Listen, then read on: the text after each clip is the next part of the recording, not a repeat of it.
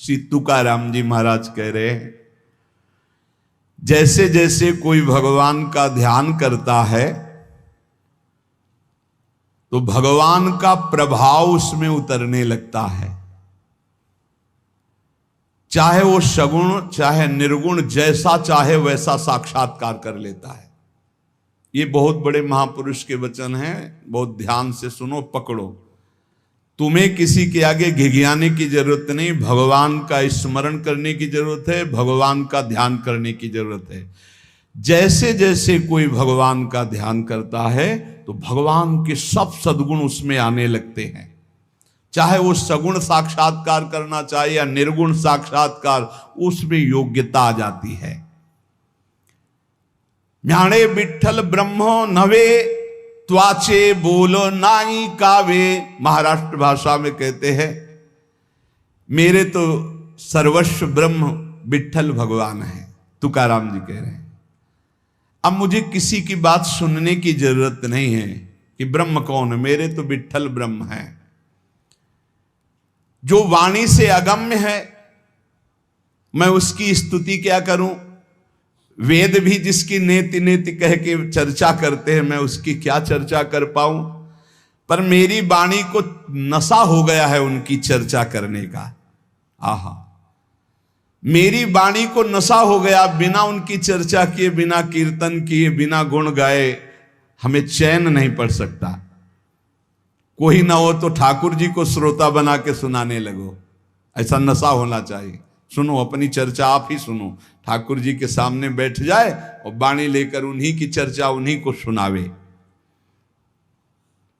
संसारिक आदमी कर्मेंद्रियों से प्रेरित होकर कर्म करता है, वासना से प्रेरित होकर नाना प्रकार के सुख दुख भोगता है, पर हम कायिक वाचिक मानसिक केवल अपने विठ्ठल के लिए कर्म करते हैं। ये बात समझो।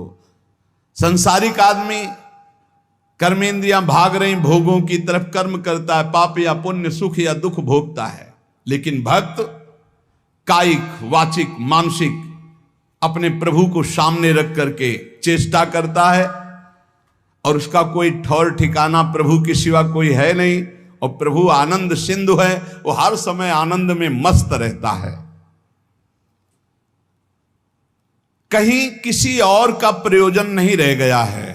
तुकाराम जी के सब जगह विठ्ठल तू ही तू मुझे दिखाई दे रहा है। तन वाणी मन ये सब तेरे चरणों में अर्पित हो चुके हैं। भगवान अब मेरा कुछ नहीं बचा, केवल आप ही मेरे बचे हो। ये हम लोगों के लिए आदर्श वचन है। हमें ऐसा होना है, प्रभु के सिवा हमारा कोई नहीं।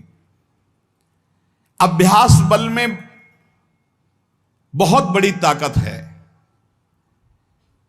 अभ्यास बल हो जाए तो व्याघ्र और सर्प को भी अधीन किया जा सकता है। व्याघ्र बाघ को और सर्प को अभ्यास बल। देखो, जो बचपन से अभ्यास करवा लिए सिंहादि का, तो ऐसे बछड़े की तरह हाथ फेरते हैं, साथ खेलते हैं, कोई फर्क। सांप पकड़ने वाले जो सर्प मित्र होते हैं, इतना बड़ा अभ्यास कि बड़े से बड़े विषैले सांप को 5 मिनट में अपने वश में करके, व्याघ्र और सर्प को अपने वश में किया जा सकता है। अभ्यास से विष को पचा लिया जाता है। जब उड़िया बाबा ने सुना कि एक महात्मा 10 ग्राम संख्या जहर रोज खाते हैं, तो उनका इसमें तो 10 आदमी मर जाए, ऐसा हो ही नहीं सकता। तो उन्होंने कहा महात्मा है तो उनका पता बताइए, मैं जाऊंगा। उड़िया बाबा वहां गए, महात्मा से कहा आप 10 ग्राम संख्या जहर रोज खाते हैं? उनका हाँ। बोले मैं देखना चाहता हूं, क्योंकि विश्वास नहीं होता 10 ग्राम में तो 10 लोग मर जाएंगे। शाम के 4 बजे उन्होंने डाला सिलबट्टा में 10 ग्राम तौल करके जहर, संख्या जहर, जैसे धतूरा होता है इससे संख्या, उसे पीसा और पीस करके पूरा धोकर खप्पर में डाला और बस पी गए। महात्मा है तो आश्चर्य की बात है। बोले तो रोज हम पीते हैं। तो बोले 10 ग्राम कैसे? तो बोले अभ्यास। पहले दिन एक बीज लिया था, ऐसे घस के चाटा, नशाया, कई दिन उसी बीज को घसकर चाटते रहे, फिर एक बीज, फिर धीरे धीरे आज 10 ग्राम पचा लिया। तुकाराम जी कह रहे हैं अभ्यास का बल करे तो व्याघ्र और सर्प को वश में कर ले तो मन को वश में नहीं किया जा सकता, इंद्रियों को वश में नहीं किया जा सकता, अभ्यास से किया जा सकता है। अभ्यास योग युक्त न चेतसा नान्यगामिना। अभ्यास से हम विष को पचा सकते हैं। अगर हम रोज भगवत कृपा से अपमान को पचाना सीख जाएं तो बड़े से बड़े अपमान को भी, निंदा को भी मुस्कुराते हुए सह सकते हैं। अभ्यास से वेदों का अर्थ समझ लिया जाता है। वेद पाठ का अभ्यास करो, धीरे धीरे वेद अर्थ समझा। इसलिए कुछ दुष्कर नहीं है, तुम अभ्यास में आओ। मेरा भजन में मन नहीं लगता, अभ्यास करो। अभ्यास में तुम जितना आगे बढ़ोगे उतने ही उच्च अवस्था को प्राप्त हो जाओगे। अभ्यास में बहुत बड़ी दम है। अभ्यास एक एक कदम बढ़ाते चले जाओ। अभ्यास एक एक इंद्रियों पर विजय प्राप्त करते चले जाओ। अभ्यास असाध्य को भी साध्य कर दे। इसका कारण तुका कहता है कि अभ्यास भजन का कर लो तो आप सिद्ध हो जाओगे। अभ्यास से सब कुछ हो जाता है।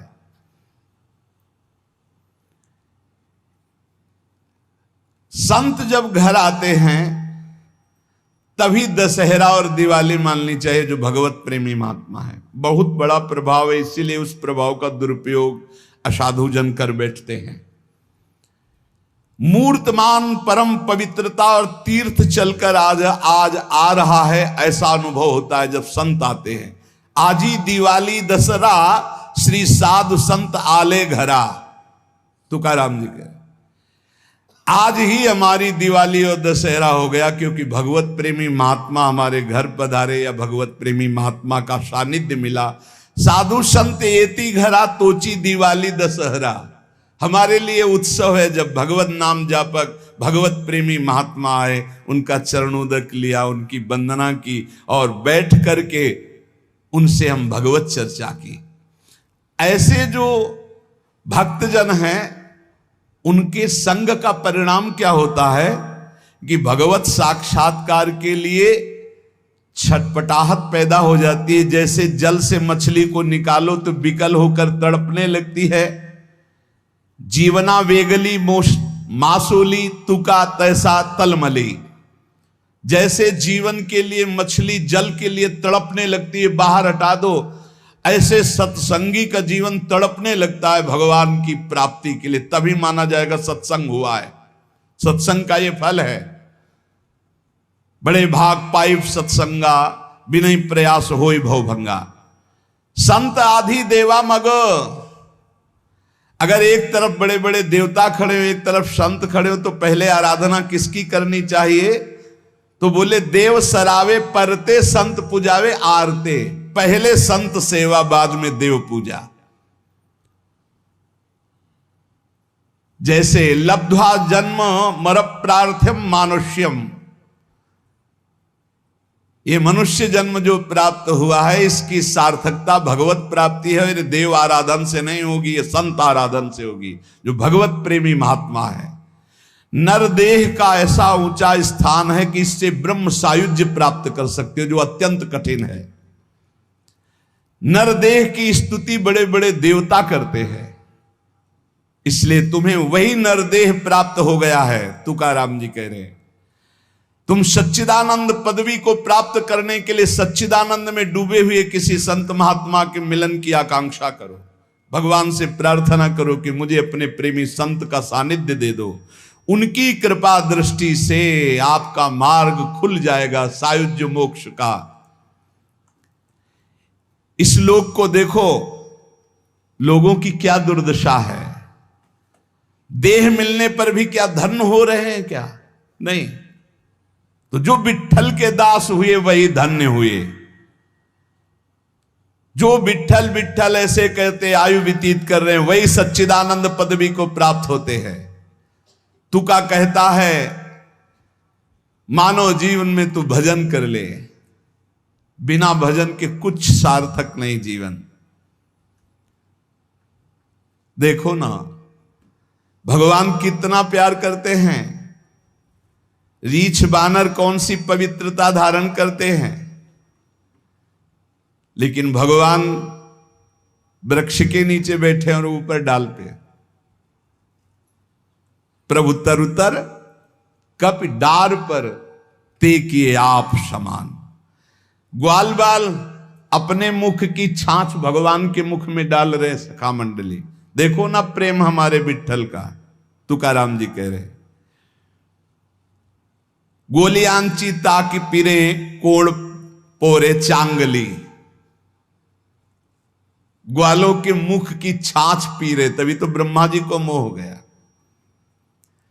ये भगवत प्राप्ति कोई कठिन नहीं, बस चौपड़ का खेल समझ लो। चूक गए तो गोटी मारी जाएगी। गोटी मारना भवबंधन में फंस जाना, और गोटी निकाल ले गए जीवन मुक्त हो गए। चौपड़ का खेल। सारी जी मरी झूठी बाती सारी, बद्ध मुक्त वारी बातकारी। कोई जीवन मुक्त होना कठिन नहीं है। लूडो का खेल। चूक गए तुम्हारी गोटी मार दी गई, और सावधानी से अपने अंक को गिनकर गोटी को बचाते हुए निकल गए, जीत गए, जीवन मुक्त हो गए। ने गोटी मार दी जाएगी, खेल है एक ये। सारी वही गोटी, सारी मारी गई, सब झूठा हो गया, खेल बेकार हो गया, हार गए। और सारी मारी नहीं गई, निकल गए तुम तो मुक्त हो गए। खेल रखा है भगवान ने। तुकाराम जी से पूछा गया क्या गृहस्थाश्रम में जैसे विरक्त को भगवान मिल जाते हैं ऐसे मिल जाएंगे? तो उन्होंने कहा पागल बनने की जरूरत नहीं है। ये बात दिमाग में बैठालने की जरूरत नहीं कि बन बन भागने से ही भगवान मिलते हैं। अपने लोगों के भाग्य में ये मार्ग लिखा था, पर हम आज भी अनुभव करके यही कहते हैं। जो आज दुर्दशा देख रहे हैं, उस दुर्दशा से हम कह रहे हैं कि घर में रहकर धर्म पूर्वक आचरण करते हुए भजन करने से बहुत लाभ मिलेगा। विरक्त मार्ग बहुत ही मतलब आग पे चलने का मार्ग है, खिलवाड़ नहीं है। आप ये समझ लो, खिलवाड़ नहीं। सफीपुर एक गंगा किनारे स्थान है, तो वयोवृद्ध महात्मा सन्यासी रहते थे। तो उनके घर के कुछ लोग गुड़ और ये सामग्री लेके गए, तो उनका गंगा जी में डाल दो या किसी और को दे देना। नहीं, मुझे आपका एक भी अन्न का टुकड़ा नहीं, मैं विरक्त हूं, आपका सेवन नहीं कर सकता। और आप यहां से कुछ एक भी टुकड़ा लेने की सोचना मत। आप ऐसे खरे स्वभाव वाले संतों को देखा कि अपने विरक्त मार्ग के पंथ के जो नियम हैं वो बड़े कट्टर भाव से निर्वाह करने वाले। आज समझे में नहीं आता, हमसे चूक हो जाती है। तो जो हमें विरक्त मार्ग से चलकर लाभ मिलना था वो नहीं मिल पाता। श्री तुकाराम जी कह रहे हैं वन में यदि भगवान होते तो हिरण को भगवान मिल जाते। तुकाराम जी की वाणी है। खरगोश को मिल जाते, बाघ को मिल जाते, ये सब भगवत प्राप्त हो जाते। और अगर तुम्हें ये भ्रम हो कि एकांत में आसन लगाकर ध्यान लगाने से भगवान की प्राप्ति हो जाती, तो बगुला बहुत एकांत में जल में खड़ा होकर एक टांग केवल ध्यान लगाता है, लेकिन मछली का भगवान का नहीं, तो उसका उद्धार हो गया क्या? ये तुकाराम जी की बात है। अगर तुम्हें ऐसा भ्रम हो गया हो कि कोई एकांत गुफा हो, घुस जाऊं बस वहां भगवत प्राप्ति हो जाएगी, तो चूहा और सांप रात दिन बिल में रहते, इनको भगवान की प्राप्ति हो गई क्या? तुकाराम जी से जब प्रश्न किया गया कि क्या गृहस्थाश्रम में भगवान की प्राप्ति ऐसे हो जाएगी जो विरक्तों की हो जाएगी, बहुत ध्यान से सुनिए। सिद्ध संत है, वो कह रहे हैं कि पागल मत बनो, भगवान की प्राप्ति भगवान के भजन करने से होती, वो गृहस्थी में भी हो जाएगी। अगर तुमको लगता है कि वन में रहने से भगवान मिल जाते हैं, तो हिरण को मिल जाते, खरगोश को मिल जाते, बाघ को मिल जाते, सब ब्रह्म प्राप्त हो जाते। अगर तुमको लगता है कि एकांत में ध्यान लगाने से मिल जाते, तो बगुला जल में खड़ा होकर एक टांग केवल ध्यान लगाता है, लेकिन मछली आई गट्ट से खाया फिर शांत खड़ा है, बगुला को नहीं मिला। फिर कहते हैं कि एकांत गुफा में घुसने से भगवान मिल जाते, तो चूहा और सांप बिलई में रहते हैं रात दिन, उनको भगवान मिल जाते। तो इसलिए हम तुमसे कह रहे हैं कि ये ची चपड़ की बातें छोड़ो। तुकाराम जी कह रहे हैं घर में विट्ठल का मंदिर बना, घर को ही विट्ठल का मंदिर बनाओ, ठाकुर विराजमान करो, आप सेवक हो जाओ, बढ़िया भोग लगा के पाओ, नाम कीर्तन करो, कथा वार्ता करो, अपने कर्म को भगवान को अर्पित कर दो, भगवान की प्राप्ति हो जाएगी। बहुत सहज है गृहस्थ में भगवत प्राप्ति करना।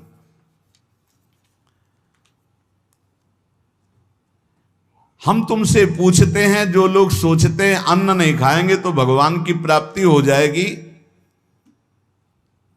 तो कितने ऐसे जीव हैं हमारी प्रकृति में। तुकाराम जी कह रहे हैं ये बड़े महापुरुष हैं, किसी के कहो सांप खातान करे क्या धान बकभी, कपट भरा भीतर भरा उदर मल से, करे चूहा भी एकांत गदहा भी भभूत रमावे, तुका जल नक्राले काग ही नहाए कहो तो। क्या अन्न न खाने से भगवान मिल जाएंगे? अगर हां तो बहुत से पक्षी ऐसे हैं जो केवल फलाहार रहते हैं, बहुत से ऐसे हैं जो घास चर के रहते हैं, ना वो अन्न खाते हैं ना कुछ और। कुछ है फलाहार, कुछ है तृण चरते हैं, कुछ है पानी पी के केवल रहते हैं भैया, केवल पानी से। इन सबको भगवत साक्षात्कार हो जाता है क्या? केवल पानी से रह रहे तो भगवत साक्षात्कार हो जाएगा, केवल फलाहार रहे तो उनको भगवत साक्षात्कार हो जाएगा। तुकाराम जी कहते हैं कितने हैं वायु भक्षण करते हैं, केवल वायु पी करके जीते हैं, भीतर कपट भरा है, बाहर ये सब छोड़ रहे हो, कुछ लाभ नहीं मिलना है। चूहा बिल में एकांत में रहता है, भगवत प्राप्ति हो गई। गदहा खूब धूल में ऐसे लौटता, धूल लगाने से तो क्या उसे भगवत प्राप्ति हो गई, महापुरुष है। जल में घड़ियाल रहता है, भगवत प्राप्ति हो गई। कौआ भी जाके गंगा स्नान करता है, जल स्नान, भगवत प्राप्ति हो गई। भैया जब तक भजन नहीं तब तक भगवत प्राप्ति नहीं, बाहरी क्रियाओं से। तुकाराम जी कह रहे हैं तुम्हारे हृदय में बुराई भरी हुई है और बाहर से साधु का वेश बनाए हो तो तुम्हें भगवत प्राप्ति हो जाएगी। अरे चाहे वायु भक्षण करो, चाहे तुम ध्यान का नाटक करो, चाहे एकांतवास करो, चाहे भस्म लेपन करो, चाहे जल में खड़े हो जाओ, चाहे जितना अनुष्ठान करो, जब तक भजन नहीं करोगे भगवान का तुम्हारी बुद्धि निर्मल होने वाली नहीं, बाहरी क्रियाओं से कोई लाभ नहीं। तुकाराम जी कह रहे हैं भक्ति मुक्ति दिलाने वाली है समस्त भव बंधनों से। रात दिन अपने प्रभु का नाम जप कर रहे, चिंतन कर रहे। एक गृहस्थ आए थे, बहुत अच्छी स्थिति, नेत्रों में नेत्र मिला के जब बात किया तो बड़ा संतोष। जब जाने लगे तो कहा 1 मिनट रुको, इसे मुख पे बड़ाई नहीं करनी चाहिए, पर आप सावधान रहना, बहुत अच्छी स्थिति, संभाल के निकल जाओ। बस उन नेत्रों से ऐसे किया, चुपचाप गंभीर मुद्रा, प्रश्न बहुत जोर का, और स्मरण में बिल्कुल तन्मयता, एक एक चेष्टा उनकी बता रही थी। बहुत बढ़िया, बाजी मार ले जाओगे, कोई तुम्हें प्रणाम नहीं करेगा, कोई दान पुण्य नहीं, कोई नमस्कार नहीं, बहुत जल्दी निकल। विरक्त भाव में रात दिन भगवान के भजन में व्यतीत करो, तभी बात बनेगी। केवल इन सब बाहरी बातों का देखो इसीलिए खंडन किया है तुकाराम जी ने। जो विरक्त अपनी देह को घृणित समझकर त्याग देता है, देह के राग का, बलमूत्र का भान क्या इसमें, वो महासुख को प्राप्त होता है। इससे ज्यादा प्यार करने की जरूरत नहीं है। जो इस देह से ज्यादा प्यार करते हैं वो सीधे नरक का रास्ता तय कर लेते हैं। बहुत संभल के चलने की जरूरत है। इस देह के राग को मिटाने के लिए ही तो भगवत मार्ग में चले, चाहे गृहस्थ हो चाहे विरक्त। तुम अपना स्वभाव बनाओ आत्म कल्याण के लिए। शरीर को ज्यादा सुख दोगे, ज्यादा सुख भोगोगे तो नरक का रास्ता पुष्ट कर देगा। और शरीर का त्याग भी नहीं करना है कि मतलब, क्योंकि शरीर के बिना भजन नहीं होगा, शरीर के बिना साधना नहीं होगी। तो उचित खिलाओ पिलाओ, उचित विश्राम और खूब भजन और सतमार्ग की चेष्टाओं की। इसको इतना भजन कराओ कि इसका भाव ही नष्ट हो जाए कि मैं शरीर हूं। तुकाराम जी कहते इसमें संदेह नहीं, वैराग्य की बातें करने से वैरागी नहीं हो जाता। जब सुंदर सुंदर भोग, सुंदर सुंदर रूपवान भोग शरीर के सामने उपस्थित और भोगने की इच्छा ना हो, उसका नाम वैराग्य है। बातें करने वाले वैराग्य की तो करते रहते हो, जब सामने प्रश्न आता है तो उत्तर नहीं दे पाते, अर्थात भोग आता है तो उन्हीं में लिप्त हो जाते, उन्हें वैरागी नहीं कहते। इसीलिए हम कह रहे हैं कि अपने मुख से नाम नाम नाम, निरंतर नाम जप करो। यदि मुख नहीं नाम जप रहा तो ये जिह्वा टुकड़ा है मांस का, और मुख जो है मांस का एक कुंड मात्र है। नाम जप करो, सदगुरु प्रदत्त नाम जप करो। तुका कह रहा है सदगुरु की महिमा। सदगुरु कोई मनुष्य नहीं है। चितनासी न लगे बेल काही, तया न लगे मूल, वाचे सदा सर्वकाल राम कृष्ण हरि गोविंद। गुरुदेव ने जो नाम दिया है वो कोई मनुष्य नहीं, वो साक्षात राम कृष्ण हरि ही है। बंदो गुरुपद कंज कृपा सिंधु नर रूप हरि। उन्होंने चिंतन के लिए तुम्हें जो दिया है, सारा समय उस चिंतन में लगा दो। अमूल्य है तुम्हारा जीवन। हर समय राम कृष्ण हरि गोविंद नाम जिह्वा पर बना रहे। चिंतन नासी न लगे बेल, सर्वकाल करावे। चिंतन के लिए कोई समय नहीं है ऐसा कि हम नहा धो के फिर चिंतन करेंगे। अगर शौचालय में ही मृत्यु हो गई तो हर समय नाम जप, हर समय नाम जप। सदा राम कृष्ण हरि गोविंद का चिंतन करो। एक सत्य सार यही है, ना फलाहार रहने से, ना जल पीने से, ना वायु भक्षण से, ना इन सब बाहरी बातों से भगवत प्राप्ति नहीं होती। भगवत प्राप्ति होती सदैव भगवत चिंतन करने से, नाम चिंतन करने से। भगवान नाम कीर्तन भगवान की प्रसन्नता के लिए, भगवत कथा भगवत प्रसन्नता के लिए। तुकाराम जी कहते हैं गीता है, श्रीमद् भागवत है, ये भगवान की प्राप्ति के लिए चर्चा हो रही है। जो भगवत प्रसाद रूप मिल जाता है उससे जीवन यापन का। जब तक जीवन है हमें हर समय भगवान नाम जप, भगवत कथा, भगवत भक्तों का संग, यही करना है। प्रभु के नाम की महिमा प्रभु ही समझ सकते हैं, दूसरा कोई नहीं समझ सकता। या प्रभु समझा दे पुरुषोत्तम तो समझ पावे। कर्म के फेर में पड़ा हुआ जीव अगर अट्टहास करके नाम पुकारने लगे तो कर्म बंधन नष्ट हो जाए। राधा राधा राधा जोर से चीख चीख कर, तो बोले कर्म बंधन विध्वंस होते हैं। जितने के कानों में नाम पड़ेगा सबका मंगल होता चला जाएगा। तुकाराम जी कहते जो मैं कह रहा हूं उसे सुनो। मैंने इसलिए कहा कि आप नाम को और कथा को बेचो मत, क्योंकि ये रहस्य की बात है। इससे श्री कृष्ण अधीन हो जाते हैं। विठोबा का नाम, विठोबा की कथा विठोबा को अधीन कर लेते हैं। महापुरुषों के वचन समझने हैं। जैसे सत स्त्री के अधीन उसका पति हो जाता है, उसके आचरण, उसका व्यवहार अपने पति को अधीन कर ले, ऐसे सद्भक्त भगवान को अधीन कर लेते हैं। यहां तुकाराम जी भगवान की अधीनता के लिए कह रहे हैं। तुम अपने परमार्थ को खो मत। तुकाराम कह रहे हैं धन के अधीन हो जाना, काम के अधीन हो जाना, नरक की यात्रा करना है। इसलिए विठोबा के अधीन हो जाओ। रात दिन नाम कीर्तन करो, तुम्हारी वांछा पूर्ण हो जाएगी, तुम्हारी मनोकामनाएं पूर्ण हो जाएंगी।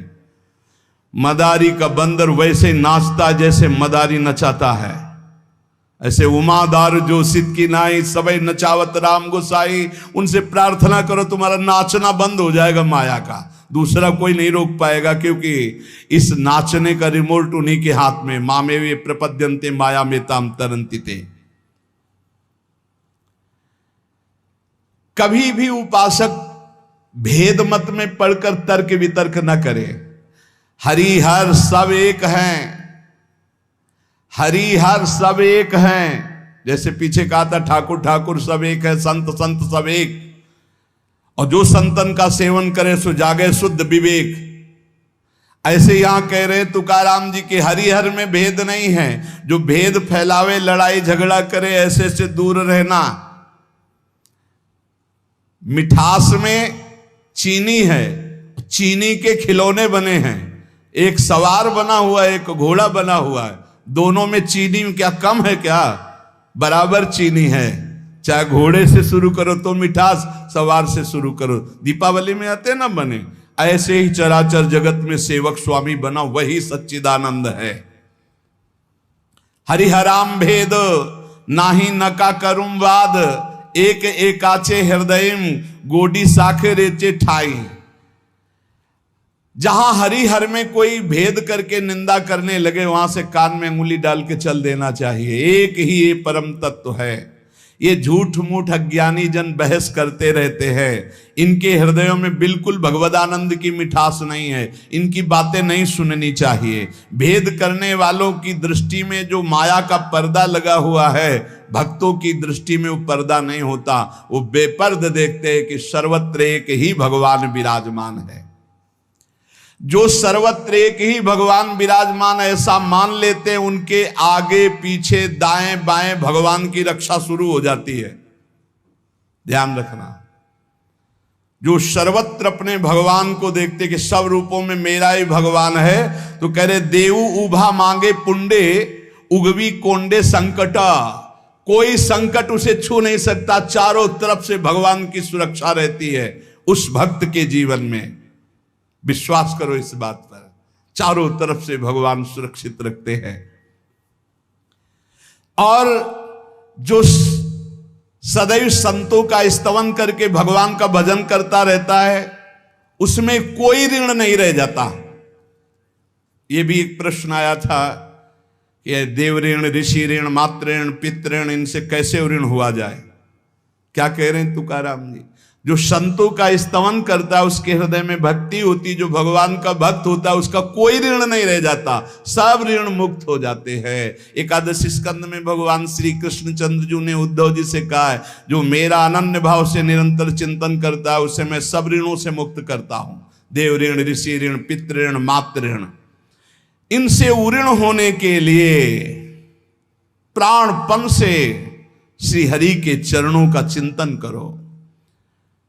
पंडरीनाथ तुम्हारा जन्म धन्य कर देंगे, तुकाराम जी कह रहे हैं।